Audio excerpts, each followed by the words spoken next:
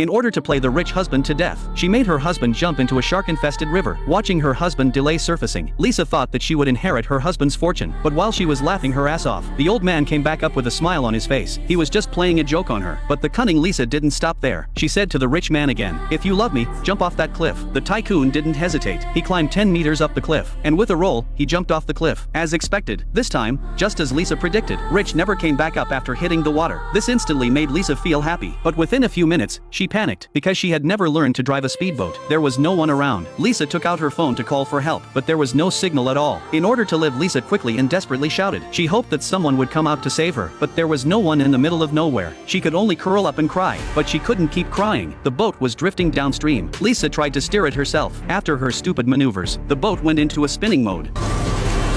If this continues, she'll soon hit the rocks next to her. In a panic, she pulled out the keys to the boat. She was so nervous that she threw it into the river. Luckily, the boat stopped spinning for a while, but the boat had not been floating for long. Lisa realized a new crisis. The speedboat was approaching the waterfall. In order not to be killed by the fall, she ran to the stern of the boat to pack her luggage. But just as she was about to dive, she remembered. She had never learned to swim. Then she suddenly saw a swimming ring, so she threw it overboard. But the moment the ring hit the water, she realized that this is not the way to use a swimming ring. But it was too late now. The boat was about to fall over the waterfall. Lisa had no choice but to get into the cabin. She prayed to God to spare her life. But the next moment,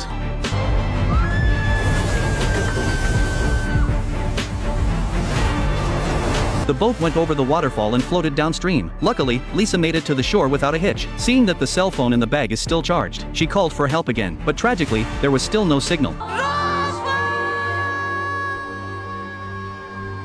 Lisa then drank a little red wine in anger. She even made herself a seaweed mask. After a few moments of restoration, Lisa also seemed to realize if she stayed here, she would starve to death. So she put on some beautiful makeup. She decided to walk into the forest wilderness to survive. She had just taken a few steps when she realized there was a line of animal footprints on the ground. When she looked up, she froze. She saw a bear drinking water in front of her. Lisa was so scared she couldn't breathe. At first, she thought she'd get out of there, but the bear turned its head and locked eyes with her, and then it pounced on her.